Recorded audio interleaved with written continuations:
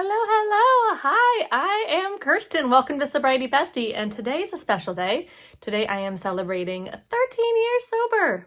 So yeah, I got sober September 29th, 2009, so today is 13 years. Lucky 13.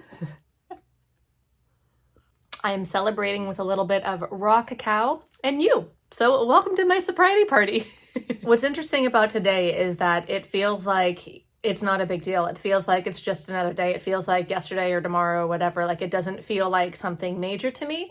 And that in and of itself is like huge, right? Because especially before I ever quit drinking and in early sobriety, it felt like a really big deal. Like one day was a big deal. 1 hour was a big deal. A couple of days was a big deal. 1 week was a huge deal. 1 month was a huge deal.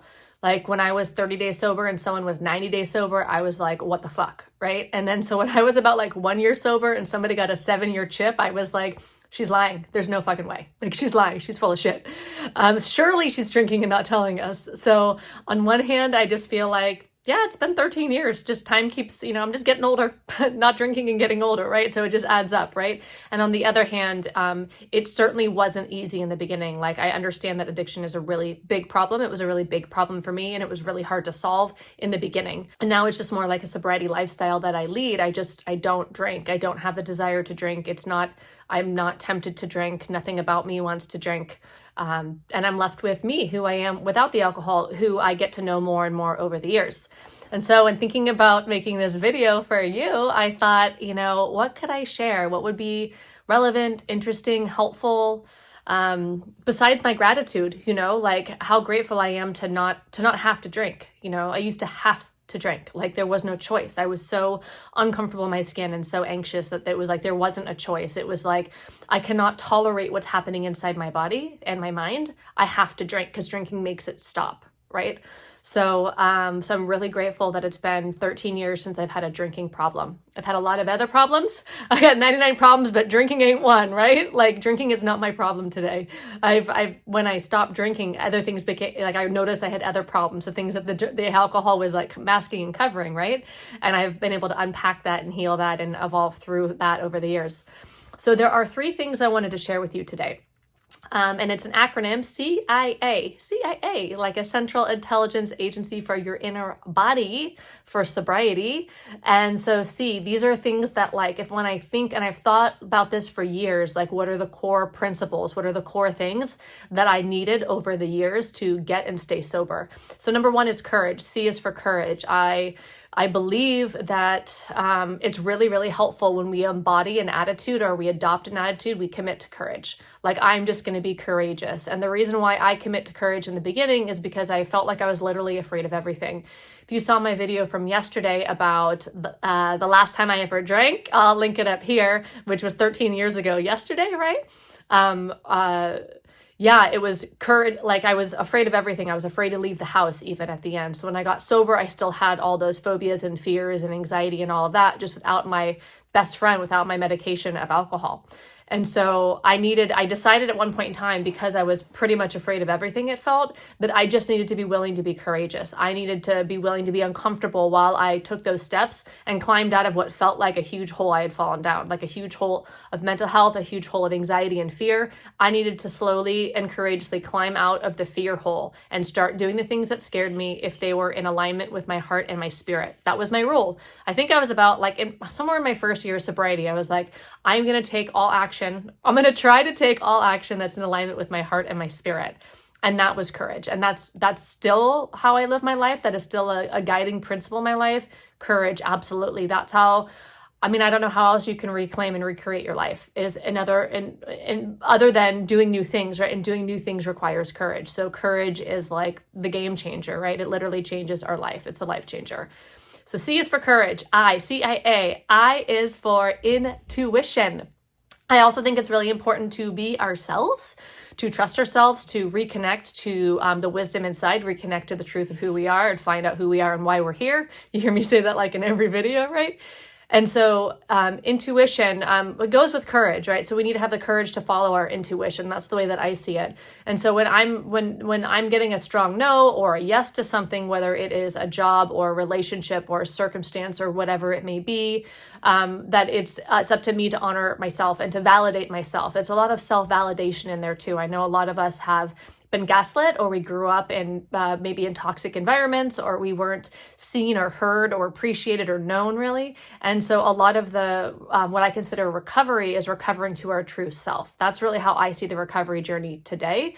Like, I'm no longer recovering from alcohol. That was a matter of time, right? I recovered from alcohol like maybe there was alcohol detox period, and then there was my brain going through homeostasis and stuff. So there was a period of time where I was recovering specifically from the chemical of alcohol, and a time where I was recovering specifically from the benzodiazepines I was on.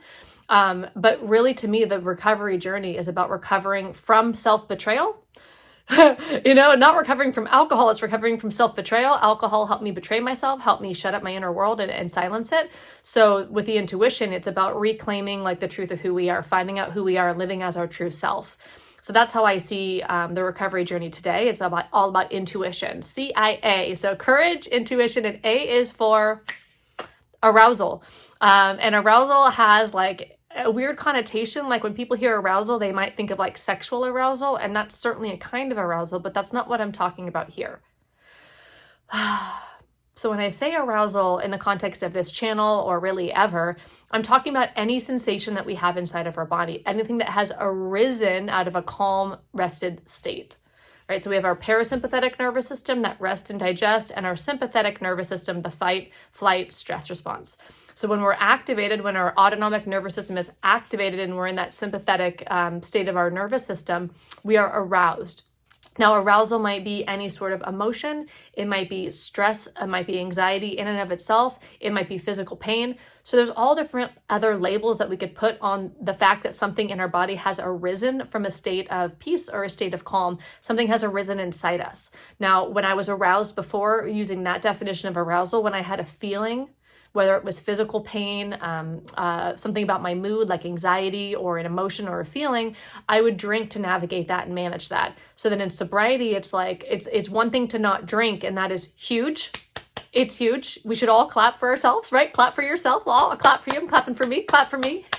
So not drinking is huge, but alcohol was the medication. Alcohol for me medicated my inner world. Alcohol silenced my arousal. It made my arousal manageable. My inner world I was intolerable.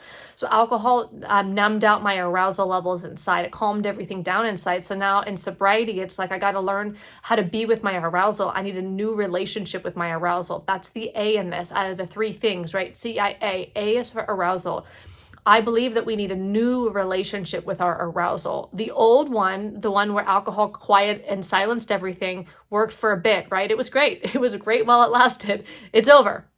That ship has sailed. It's over. It's like when the woman has the baby's out of the body. There's no going back into the womb. However good the womb was at safeguarding us from life's adversities, maybe, like, alcohol was great for a hot minute, and it's over. Like, it's done. If you drank like I did, then drinking again is not an option. So instead of having no relationship with my arousal, just being aroused without alcohol, I need a new relationship. How am I going to relate to the feelings inside my body? So I need a new relationship with how I relate to anxiety. I need a new relationship with how I relate to emotions. Each one's a little bit different. I went through a period where I had developed a new relationship with each emotion, like guilt, shame, rage, not just anger, but like rage, like all the feels, loneliness. There were a lot of intense feelings, and I developed a new relationship with all those feelings, all those different levels and flavors of arousal. New relationship with stress, a new relationship with physical pain. These are all things and part of the journey of me recovering and being sober and living sober, and with the intention of thriving sober. So to recap, these are my guiding principles of today for my own life, but they're things that I developed and adopted along the years of sobriety: is courage, intuition, and arousal, like specifically a new relationship with our arousal. So that is enough out of me today. Happy birthday to me. I hope you enjoyed this video, and I can't wait to see you in the comments. And have a beautiful day. As always, I wish you much peace and freedom on your healing journey.